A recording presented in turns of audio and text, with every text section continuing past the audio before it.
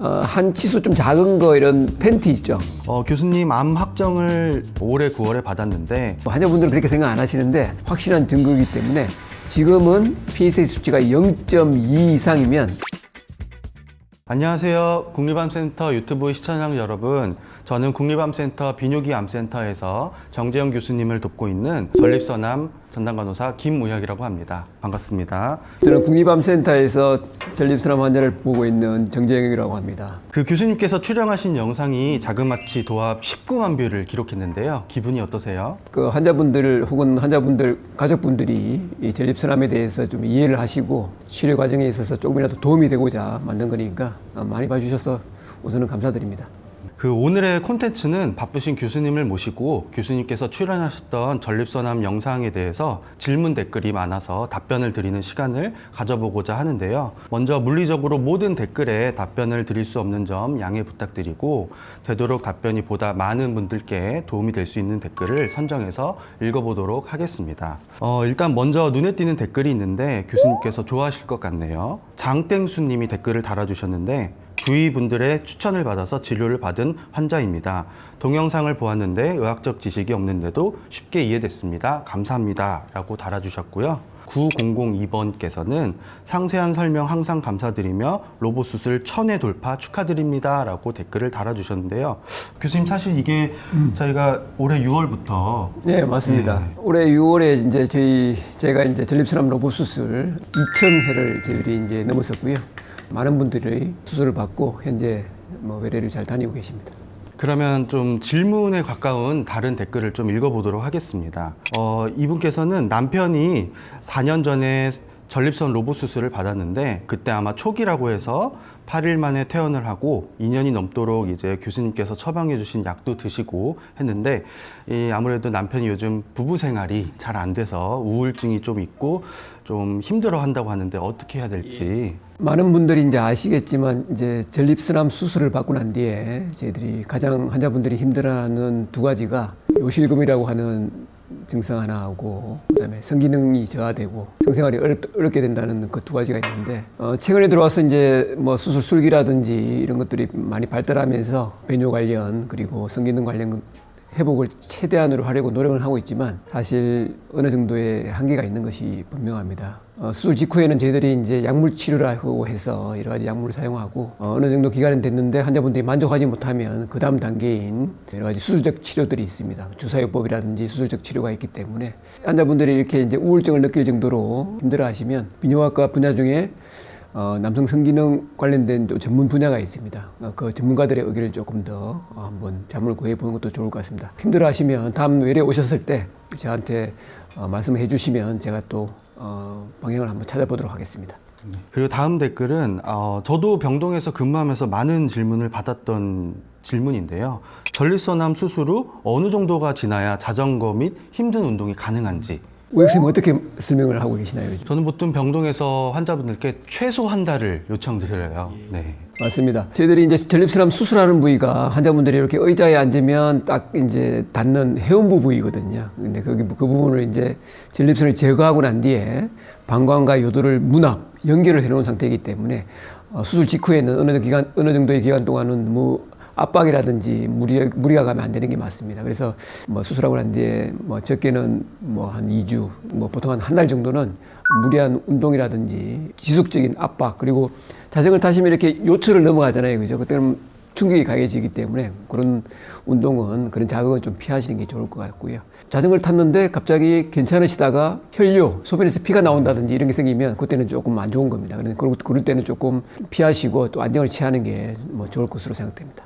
그리고 마찬가지로 베스트 질문 중에 하나였던 것 같아요. 요거는 이제 수술 후에 요실금이 언제까지 가는지가 질문이 있었던 것 같습니다. 요실금은 이제 보통 요즘 이전에 개복 수술을 하는 시기에서는 요실금이 굉장히 오래 갔는데 요즘은 대개는 수술이 한 3개월 정도 되면 패드를 안전 목적으로 패드를 하나 한다든지 아니면 필요가 없다든지 이 정도는 이제 회복되는 게 보통이고요. 옛날에는 1년도 기다려보고 2년도 기다려보고 했는데 요즘은 한 1년 정도 기다려가지고 요실금이 지속적으로 좋아지지 않고 계속 유지가 된다든지 오히려 더 심화되면 그 다음 치료인 약물 치료라든지 여러 가지 행동 치료 혹은 뭐 수술적인 치료를 우리 저희들이 좀 더 조기에 권하고 있는 그런 상황입니다. 첫 번째로 이제 요실금은 뭐 굉장히 힘든 부분입니다. 사실은 이제 수술 전에는 오히려 소변 보는 게 좀 불편하셨는데 수술 후에 갑자기 요실금이 심해져서 3개월, 6개월 뭐 지났는데도 회복이 안 되면 굉장히 힘들죠, 사실.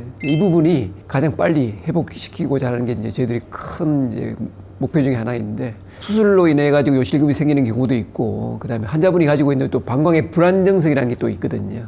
과민성 방광이라고 해서 이런 부분들은 약물 치료로도 또 교정이 되기 때문에 그런 분들은 전문가들하고 또 상의를 하시면 될 것 같고요. 그래서 여기 댓글창에도 정말 요실금에 대한 댓글이 제일 많은 것 같습니다. 뭐 조금 더 읽어드리면 초기라고 들었는데도 수술을 하고 소변이 계속 나온다. 요실금이 계속 있다. 언제까지 소변줄을 차야 되는지 기저귀를 열대껏 갈아치우고 있다. 이렇게 좀 환자분들께서 요실금 때문에 많이 힘들어하는 댓글이 많이 보이고요. 다음 댓글 좀 읽어드리면 수술을 하고 퇴원해 집에 오니 고환이 부어서 걱정이 됩니다. 병원에서는 정상이라고 하는데 걱정이 됩니다. 혹시 좋은 답변 부탁드립니다. 네. 음낭 부종이라고 그러죠. 조직이 굉장히 연약한 조직으로 되어 있습니다. 그래서 뭐 부종이 생기면 가장 먼저 붓는 부위가 이제 되는데 되게 수술하고 난 뒤에 이제 영상 상태라든지 아니면 수술하고 난 뒤에 우리가 병원에 계시는 동안 수액, 링거액을 이제 많이 맞기 때문에 그런 것들 때문에 이제 몸에 수분이 좀 과량으로 들어가면 부종이 생기는 게 다리하고 그 다음에 이제 음낭이라고 하는 이 고환 쪽에 이제 이렇게 붓게 되죠. 뭐 되게 시간이 지나면 괜찮아집니다. 식사 잘 하시고 시간이 지나면 괜찮고 한 치수 좀 작은 거 이런 팬티 있죠. 이런 팬티를 입고 삼각 팬티, 사각 말고 삼각 팬티를 입어가지고 약간 고환 쪽을 음낭을 이렇게 거상을 시켜놓으면 이제 나중에 이제 붓기가 이제 가라앉게 되기 때문에 그 정도만 생각하시고 주의하시면 될 것 같고요. 너무 뭐 오래 가는 건 증상은 아니기 때문에 너무 큰 걱정은 안 하셔도 될 것 같습니다. 네, 그러면 또 다음 댓글 한번 읽어보겠습니다. 이 환자분은 안녕하세요. 저는 64세 남성입니다. 정기검진을 받다가 추가 피검사를 통해 PSA 수치 검사가 과도한 수치가 나와서 전립선암이 의심되고 있는 상황인데 PSA 수치는 앞선 검사에서 1.2 정도였는데 이번이 18.1이 나왔다고 하는데요. 동네 병원에서는 상급진료 병원을 요한다면서 진료 의뢰서를 받았는데 어떻게 해야 되나요? 라는 댓글이 있었습니다. 일단은 PSA라고 하는 전립선 특이항원 요 혈액 검사로 저희들이 이제 전립선암을 의심하게 되는 첫 번째 단계이거든요. 그런데 앞에 이전 검사가 PSA 수치가 한 1 정도, 1점대였는데 갑자기 지금 18 정도 뭐 갑자기 올라간 거죠. 이렇게 갑자기 올라간 경우는 대개는 전립선암이 아니에요. 그러니까 이 PSA라는 게 전립선 세포 내에 있는 효소의 일부분이거든요. 그래서 어떤 전립선 세포가 깨어지는 상황에서 이제 비검사에서 이제 올라가게 되는 거죠. 그래서 이렇게 갑작스럽게 올라가는 경우는 뭐 염증이라든지 그다음에 뭐 증상이 없는 다른 뭐 그런 것 때문에 이제 올라갈 수가 있기 때문에 너무 걱정하지 마시고 일단 병원에 오시면 상급 기관에 오시면 다시 PSA라는 혈액 검사를 다시 하게 됩니다. 소변 검사도 하시게 되고 두 번째 검사에서 18이라고 하는 이 높은 수치에서 감소하는 경향이면 뭐 정밀 검사를 바로 하진 않고 순차적으로 한 3개월, 6개월 후에 한 번 더 체크하시면 되고요. 만약에 다시 체크했는데도 불구하고 특별한 증상이 없는데도 불구하고 PSA 수치가 계속적으로 이렇게 높은 수치다. 그러면 이제 정밀 검사를 하셔야 됩니다. 전립선 초음파, 전립선 MRI, 그 필요한 경우에 전립선 조직 검사를 해서 암 여부를 진단을 하셔야 되니까 일단은 너무 걱정하지 마시고 상급기관에서 전문 진료를 좀 받으시면 될 것 같고 첫 번째 단계는 혈액 검사를 다시 해본다 이렇게 생각하시면 되겠습니다. 그리고 다음 댓글을 제가 읽다 보니까 제가 교수님 그 외래 진료 하실 때 옆에서 많은 환자분들이 이런 질문을 많이 하셨던 건데요.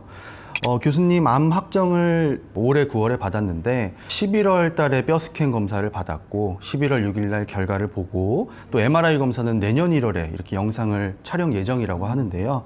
수술 날짜가 안 잡혀 있고 아직 빠른 수술을 할 수 있는 방법이 있을까요? 하루하루가 지옥 같다. 이런 환자분들의 댓글이 있었네요. 전립선암이 진단되고 난 뒤에 추가로 이제 우리가 환자분들이 궁금해하시는 몇 기냐 이렇게 얘기하시는 임상적 병기라는 게 있습니다. 뭐 1기, 2기, 3기, 4기라고 얘기하는 아까 제가 말씀드린 전이가 있으면 4기고 전립선 주변으로 조금 나가 있으면 3기, 전립선 안에 국한되어 있으면 1기 혹은 2기인데 기본 검사가 MRI, CT, 뼈 스캔, 요즘 나와서는 요즘 전립선암 페트 검사가 또 있는데 이런 검사들이 이제 필수 검사입니다. 근데 아주 초기인 경우에는 뭐 이 페트 검사까지는 할 필요는 없고 뭐 CT 뼈 스캔, 뭐 MRI 이런 검사를 이제 하게 되는데 환자분들이 뭐 검사 날짜를 한 달, 두 달 후에 잡아드리면 정말 고통스러워 하시죠. 걱정도 많이 하시고. 제 같은 경우에는 뭐 일주일에 지금 이제 제가 수술을 해드릴 수 있는 날짜가 일주일에 딱 이틀이거든요. 그래서 이제 수술이 좀 많이 밀려 있는데, 전립선암 진단 후에 수술을 조금 이제 천천히 해도 되는 환자분들이 계세요. 환자분들은 그렇게 생각 안 하시는데 1기라든지 2기 환자분들은 3개월 이내에 무슨 일이 벌어지지 않습니다. 조금 더 나아가서는 6개월 이내에도 크게 큰 일이 벌어지지 않는다고 저희들이 말씀드리는데 환자분이 진단된 전립선암의 특성에 따라서 저희들이 뭐 3기고 악성도가 높은 이런 환자들 같은 경우는 빨리 해드려야 되거든요. 그런 경우에는 저희들이 수술 스케줄을 조기 수술이 요구되는 환자들에 해서 빨리 잡아드리고 있기 때문에 한 번 더 상의를 하시면 될 것 같고요. 환자분들이 암이라는 걸 이제 진단받고 나면 아무래도 불안하셔서 자꾸 그러신 것 같은데 전문의 교수님 소견을 들으시고 좀 마음을 놓으셔도 될 것 같습니다. 네. 또 마찬가지로 이 PSA 전립선 혈액 검사에 대한 질문이 굉장히 많은데요. 한 두세 개를 좀 연달아 읽어드려볼까 합니다. 남편분께서 건강검진 했는데 PSA 수치가 8.9가 나왔다. 내일 조직 검사하는데 이런 경우 암이 진단될 확률이 큰지? 라는 질문도 있고요. 또 남편이 전립선암 수술한 지 2년이 됐는데 PSA 수치가 다시 1.1까지 올랐다. 이건 또 재발을 의미하는 건지 또 이런 댓글도 있고 또 전립선암 PSA 수치가 몇 이상이면 전립선암으로 의심하는지 현재는 6.0이다. 이런 질문이 있는데요. 네. 아까 잠시 좀 말씀드렸는데 이 PSA라는 수치가 전립선암에서 나오는 게 아니에요. 그러니까 전립선 세포가 깨어지는 상황에서 전립선 내에 있는 효소라고 생각하시면 되거든요.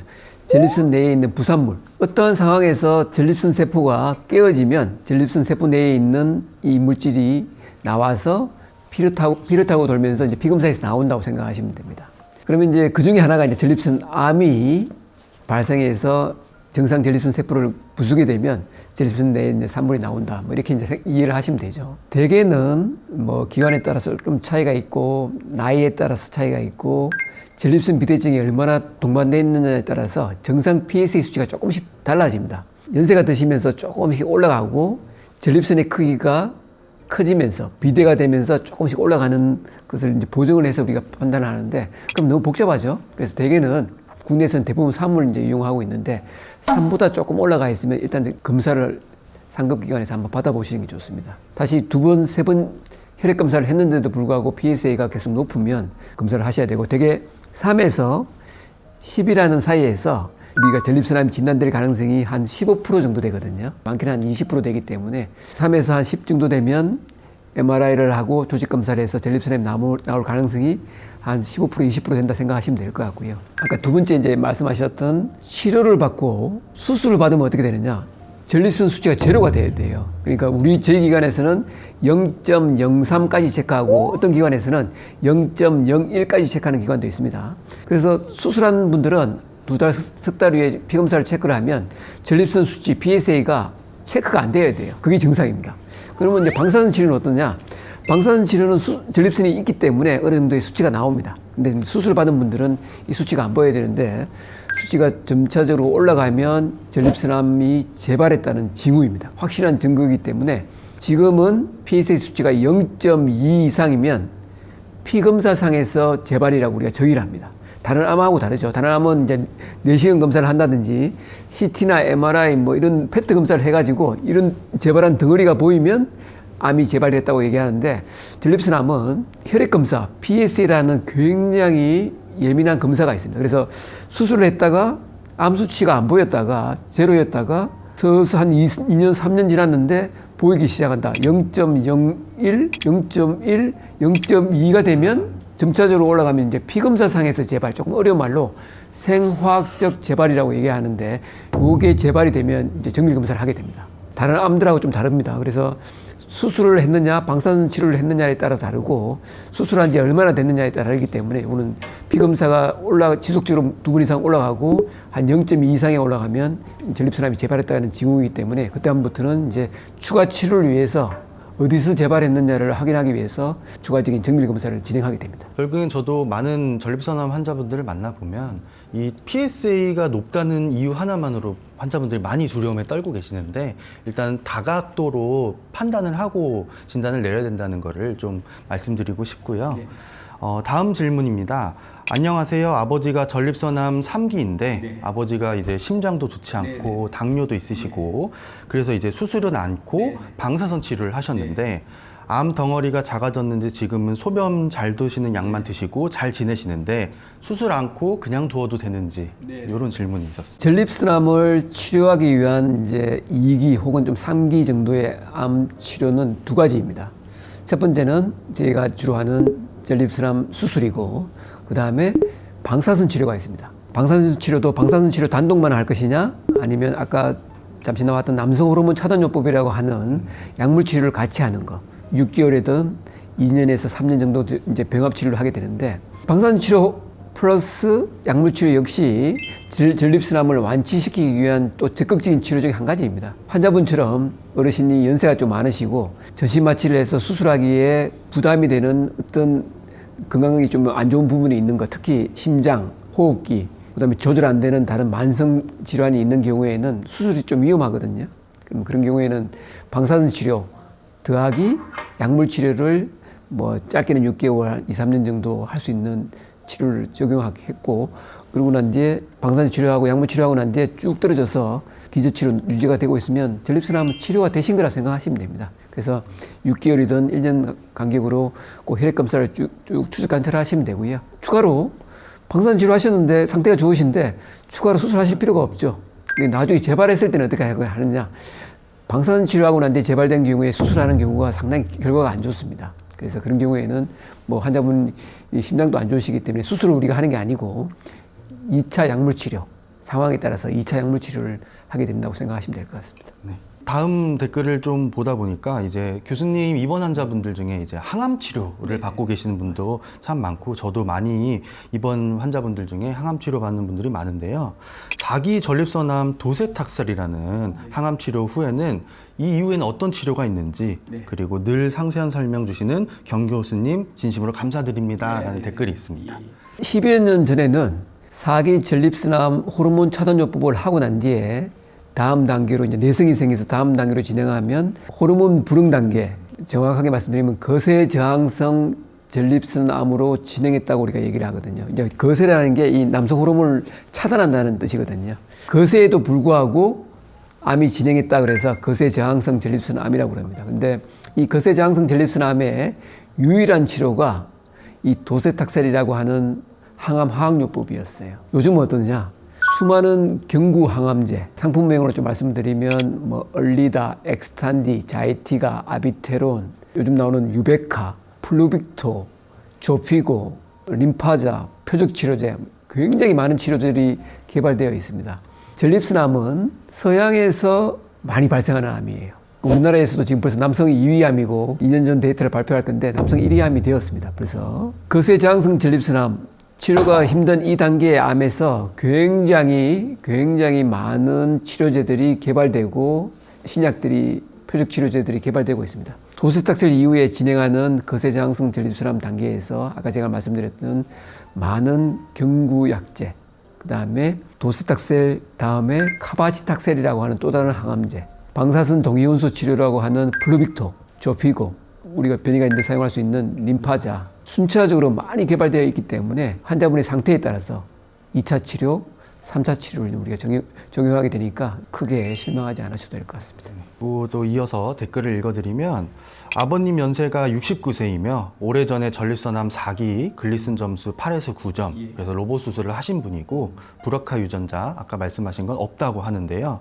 수술 후 호르몬 치료로 PSA 수치를 0.6을 유지하고 계시는 분인데 궁금한 점은 이제 방사선 치료를 아직 권고를 받고 있지 않다고 하는데요. 이제 수술 후 적극적인 방사선 치료가 도움이 될 수 있는지 여쭤보는 댓글이 있습니다. 전립선암을 수술하고 난 뒤에 추가로 방사선 치료가 필요한 경우가 있습니다. 그런데 이제 옛날에는 수술하고 난 뒤에 수술 결과가 안 좋아. 병리 결과에서 뭐 임파선 전이가 있다든지 혹은 절제면에 암이 있어서 절제면 양성이라든지 어르신처럼 글리슨 점수가 8점, 9점, 10점과 같은 굉장히 고위험도의 전립선암이 나오면 수술하고 난 뒤에 한두 달 사이에 바로 추가 방사선 치료를 하는 게 정답인 시기가 있었거든요. 최근에 와서는 구제 방사선 치료라고 그러는데 수술하고 난 뒤에 바로 어느 기간이 지나고 난 뒤에 추가로 하는 방사선 치료가 아니고 암이 재발한 증거가 확실할 때 시행하는 구제 방사선 치료가 치료 결과에 있어서 큰 차이가 없다고 이제 나와 있습니다. 그래서 지금의 패턴은 요실금, 성기능 이런 기능적인 회복을 해야 될 데까지 필요한 시간이 있거든요. 그래서 이런 시간을 우리가 갖는다는 그런 의미도 있고 회복기를 충분히 가지고 전립선암이 재발하는 그런 증거가 없으면 수술 결과, 병리 결과가 나쁘다고 하더라도 심지어는 임파선 전이가 일부 보였다 하더라도 좀 관찰하다가 병이 좀 진행하는 그런 증거가 분명할 때 구제 방사선 치료, 뒤늦게 이제 추가로 방사선 치료와 약물 치료를 이제 병합하는 그런 치료를 하게 됩니다. 그래서 지금 병원에서 추가 방사선 치료를 안 하고 그냥 좀 관찰하고 있다고 하시는 거는 전립선암 페트 검사라든지 여러 가지 정밀 검사를 해서 지금 병이 이렇게 확실하게 보이는 게 없는 거예요. 피검사에서만 조금 의심이 되고 보이는 게 없기 때문에 그런 경우에는 수치가 점차적으로 올라가면 추가 방사선 치료를 하셔야 되겠습니다 말씀을 하실 거고, 그렇지가 않다면 전문가의 의견대로 관찰을 하셔도 될 것 같습니다. 그렇지만 중요한 거는 환자분의 상황이 각각 다 다릅니다. 그러니까 그 상황에 맞게 지금 궁금해하시는 이 부분을 질문을 하시면 또 현장에서 진료실에서 정확하게 답변을 드릴 것 같습니다. 네, 그 다음 댓글도 다시 이어서 읽어보도록 하겠습니다. 이런 경우는 좀 병동에서도 많이 봤던 경우인데요.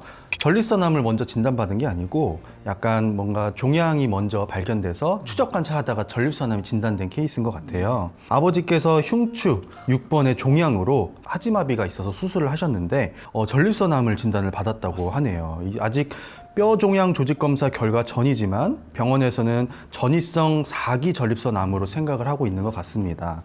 수술은 불가능하고 호르몬 치료를 계획이라고만 하는데 이 뼈 종양 제거하고 재활만 하고 계시는 상황인데 전립선암 수술은 안 되는 경우 이제 이럴 때 질문이 있었습니다. 전립선암이 드물게 지금 말씀하셨던 이런 어르신 형태로 이제 병원에 오시는 분들이 계십니다. 허리가 아파서 더 심각한 경우는 갑자기 다리가 마비가 돼서 처음에는 증상이 감각이 없다가 오후에 갑자기 교통사고 당한 분들처럼 다리를 못 쓰세요. 어떤 암이 척추에 전이가 되어서 척추 가운데 진행하는 척추신경을 압박하게 되면 척추 압박 증후군이라고 해서 갑작스럽게 나타나는 경우가 있습니다. 그래서 사고가 나신 분들처럼 갑자기 하지마비가 와서 병원에 가셔가지고 응급실에 가셔가지고 신경외과, 정형외과에 입원해서 MRI를 찍어보니까 척추에 전이된 암이 신경을 누르는 상태가 됐어요. 누르고 있는 부위가 많지가 않으면 응급수술을 하게 됩니다. 척추 감압술이라고 해서 척추 신경외과에서 정형외과에서 수술을 해가지고 제거해 조금 조직 검사를 해보니까 전립선암이 척추에 전이가 되었다 이렇게 생각하고, 그때 이제 PSA 검사, 우리가 지금 얘기하고 있는 전립선 특이항원이라고 하는 전립선암 표지 검사를 하면 수치가 3자리 이상이에요. 수백 대가 나옵니다. 그래서 이제 전립선암이 척추에 전이된 4기 암입니다. 그렇게 흔한 경우는 아닌데 아직도 저희들이 1년에 5분에서 한 10분 정도는 이런 환자분들을 이제 보게 됩니다. 4기 암이기 때문에 수술하는 건 아니고요. 일단은 척추 신경을 누르는 거는 응급 상황입니다. 빨리 해결해 주지 않으면 돌아오지가 않아요.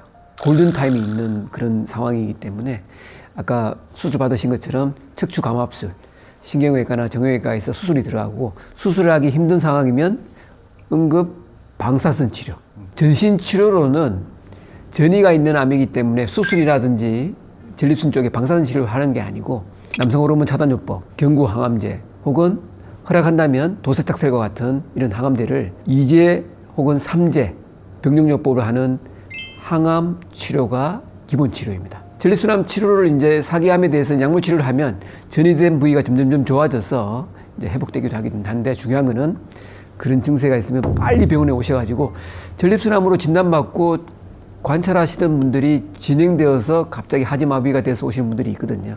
그게 응급 상황입니다. 조금 이상하다 싶으면 앰뷸런스를 타고 바로 병원에 오셔야 됩니다. 다음 질문 댓글은 아마 지난 영상에 대한 이야기인 것 같습니다. 지난 영상에서 진행 중이라고 말씀하신 4기 전이 전립선암 원발암 수술적 치료에 대한 연구 결과가 나왔는지 질문하는 댓글이 있었습니다. 제가 참여하고 있는 이제 미국에서 중심적으로 하고 미국의 다기관과 그 아시아의 또 다기관에서 전이가 있는데도 불구하고 암이 시작한 원발 부위인 전립선암을 수술하는 3상 임상 시험이 이제 진행되었고요. 뭐 아직도 진행 중입니다. 첫 번째 데이터가 분석을 해서 발표는 안 했는데 임상 시험을 진행하고 있는 본부가 미국에 이제 우리가 알고 있는 예일대학교의 아이삭 킴이라고 하는 우리 교수님이 총괄 전체 중심 연구자로 해가지고 이제 진행하고 있고요. 저희 나라에서도 한 5개 기관에서 이제 같이 참여하고 진행하고 있습니다. 중간 결과로는 전이가 광범위하지 않는 그런 환자들한테서 약물 치료, 표준 항암 치료를 하면서 운발 부위는 수술하는 이 치료가 암이 진행하는 정도를 좀 줄이는 그런 결과를 저희들이 일단은 초기 결과를 이제 분석한 결과를 우리가 받았고요. 최종적인 거는 이 수술이 환자분의 생존 기간을 연장할 수 있느냐, 이게 이제 우리가 알고 싶어하는 부분이거든요. 그 결과까지는 조금 더 시간이 있어야 될 것 같습니다. 여전히 전이가 있는 사기 전립선암의 원발 병수의 수술적인 치료는 원칙적인 치료가 아닙니다. 반드시 전문기관의 임상시험의 테두리 하에서 이제 진행되는 거기 때문에 진단을 받았는데 전이가 있는데 수술적인 치료를 계속 환자분들이 원하시고 자꾸 답답하시니까 이제 물어보시는데 표준 치료가 아니기 때문에 충분한 검토와 반드시 임상시험이라는 그런 안전한 테두리 내에서 환자의 충분한 동의와 그다음에 임상시험을 진행하는 그 전문가들의 충분한 설명을 듣고 결정을 하셔야 될 것 같습니다. 다음 댓글은 뭐 대중적으로 많이 알고 계시는 것 같은데요. 전립선암에는 토마토가 좋다고 하는데요. 네, 하루에 어느 정도의 토마토를 먹어야 되는지 이런 재밌는 댓글이 있어서 이 환자분은 남편분께서 2기, 3기 판정을 받아서 로봇 수술까지 받으셨는데 얼마나 하루에 토마토를 먹어야 되는지 질문하고 있습니다. 네. 전립선암에 좋은 음식이라고 하면 되게 이제 야채, 과일 이런 것들을 많이 드시고 지방 식이를 좀 줄이라 이렇게 하는 것이 이제 기본 원칙이고요. 전립선암을 예방을 하는데 유일하게 입증되어 있는 음식이 토마토입니다. 토마토 안에 이제 리코펜, 라이코펜이라고 하는 영양분이 있는데 유럽 사람들처럼 올리브유에 약간 데치면 약간 온도를 이렇게 가열해가지고 한번 이렇게 뭐라고 하죠? 조리를 하면 이 라이코펜이 조금 더 나온다고 되어 있습니다. 토마토는 밝혀져 있는 예방 효과거든요. 뭐 치료 효과라든지 재발을 막는다든지 이런 효과가 밝혀진 건 아닙니다. 물론 몸에 좋죠. 환자분이 힘들어하실 정도로 너무 많이 드리는 건 안 좋을 것 같고 하루에 한 컵이면 되지 않을까요? 그러니까 치료 효과라든지 수술하고 난 뒤에 혹은 항암 치료를 하는 중에 진행을 막을 수 있다, 재발을 막을 수 있다 이런 것들이 아닙니다. 그러니까 건강한 분들이 이런 전립선암을 예방하는 효과가 토마토 안에 라이코펜이라는 성분이 입증되어 있기 때문에 하루에 한두 잔 정도 드시는 게 좋고 조금 더 효과가 더 좋으려면 아까 제가 말씀드린 대로 올리브유에 한번 조리를 해가지고 드시는 게 뭐 좋을 것 같다 이렇게 얘기를 하고 있습니다. 교수님 그럼 뭐 비타민 E도 도움이 된다는데 이거에 대한 그 외에 모든 영양제와 영양소와 미네랄은 전립선암을 예방할 수 있다, 치료할 수 있다, 재발을 막을 수 있다, 진행을 막을 수 있다는 증거가 없습니다. 전립선암은 적게 드시는 게 가장 좋다고 저는 생각합니다. 칼로리 섭취를 줄이시고 적절한 체중을 유지하는 것, 그게 가장 중요하고 대개는 전립선암이 호발하는 50대, 60대, 70대의 한국 남성들이 비만이에요. 뱃살을 줄이고 적절한 체중을 유지하는 것이 가장 중요합니다. 그러려면 적게 드셔야 되겠죠. 그리고 지방식이 그다음에 육식을 줄이시는 게 중요하겠죠. 그래서 실제로 교수님 처방에는 실제로 이제 체중을 감량하세요라는 처방이 있을 정도로 체중 감량이 중요하다라는 것 같고요. 또 다음 댓글 읽어보겠습니다. 혹시 교수님 조직 검사, 전립선을 조직 검사를 하다가 요 조직을 찌르다가 이 묻어난 암 조직이 본인의 이제 혈관을 타서 내 몸의 다른 곳으로 혹시 전이될 가능성도 있나요? 이런 질문이 있었습니다. 충분히 가능한데 뭐 과학적으로는 그런 일은 없습니다. 왜냐하면 옛날에 뭐 저희들이 이제 신장암을 조직 검사를 안 했거든요. 왜냐하면 조직 검사하면 조직 검사 해가지고 암세포가 좀 퍼질 수 있고 암이 오염될 수 있다고 생각해서 이제 안 했는데 사실 암세포들이 혈관을 타고 간다고 해서 전이를 완전히 다 일으키는 게 아니에요. 사기 전립선암은 전이가 된 암이잖아요. 그죠? 근데 이제 전립선에서 혈관을 따라서 뼈라든지 간이라든지 폐에 이제 전이를 일으키는데 그 정도의 전이를 일으키려면 암세포들이 계속적으로 나가야 돼요. 그리고 전이를 일으키는 그 장기에 환경이 맞아야 돼. 질문하신 것처럼 뭐 조직 검사해가지고 그때 암세포들이 오염이 돼서 전이를 일으키는 것이 아닐까. 뭐 그럴 가능성은 극히 드무니까 뭐 걱정은 안 하셔도 될 것 같습니다. 많은 댓글이 있었네요. 그 댓글을 읽어주는 의사들 전립선암 편은 여기까지 답변을 드릴까 하는데요. 교수님 어떠셨나요? 처음에 말씀드린 것처럼 댓글은 제가 이번 거 준비하면서 한번 들어가 봤는데 굉장히 많습니다. 엄청나게 많고 그걸 다 저희들이 다뤄드릴 수는 없고 시간적인 좀 제약이 있어서 중요한 것을 저희들이 이제 취합해서 말씀을 드렸고요. 중요한 거는 진료 시간이 짧고 병원을 오실 수 있는 그런 횟수가 이제 제한되어 있기 때문에 많은 질문을 하시기는 힘드실 거예요. 그렇지만 요즘 환자분들이 이렇게 다 메모해 오셔가지고 물어보시거든요. 이렇게 메모해서 오시는 분들은 다 질문을 해드리고 이제 답을 해드리려고 하고 있습니다. 시간적 제약 때문에 충분한 답변을 못 드린 것은 좀 송구하게 생각드리고 환자분 이제 외래 진료 보실 때 또 질문을 하시면 뭐 충분히 또 궁금해하시는 것도 얻으실 수 있을 것 같습니다. 가장 중요한 거는 환자분의 상태가 각기 다 다른 겁니다. 인터넷이라든지 각종 쉽게 접근할 수 있는 매스컴에 들어있는 정확하지 않고 환자분 본인에 맞지 않는 부정확한 정보를 접하게 되면 오히려 불안하고 불안감만 더 가중시키게 되기 때문에 그런 불필요한 맞지 않는 정보는 지양하시고 그리고 환자분의 상태를 의학적으로 제일 잘 아는 분은 사실은 뭐 담당 주치의겠죠, 그죠? 주치의라든지 우리 우역생과 같은 이런 진단 간호사부 선생님들한테 물어보시면 거기에 대한 답변을 해드리는 거니까 불필요한 정보에 너무 기울이지 마시고 진료실에서 병원에서 직접적으로 질문해서 듣는 것들이 좋을 것 같습니다. 추가로 말씀드리면 수술 받고 방사선 치료 받아서 완치하는 분들은 정기적으로 외래를 잘 다니시고 추적 관찰을 하시고 아쉽게도 뭐 병이 재발해서 진행이 되어 가지고 약물 치료를 받아야 되는 항암 치료를 받아야 되는 진행되는 암 환자분들은 힘드시겠지만 그래도 전립선암은 선진국 암이기 때문에 2차 치료, 3차 치료, 표적 치료, 새로운 치료들이 굉장히 빠르게 지속적으로 개발되고 있습니다. 희망의 끈을 놓지 마시고 적극적으로 전문가의 도움을 얻어서 치료를 받으시면 좋은 결과가 있을 것으로 생각됩니다. 교수님 말씀 시청자분들 꼭 잊지 말고 가슴에 기억해 주시면 좋을 것 같고요.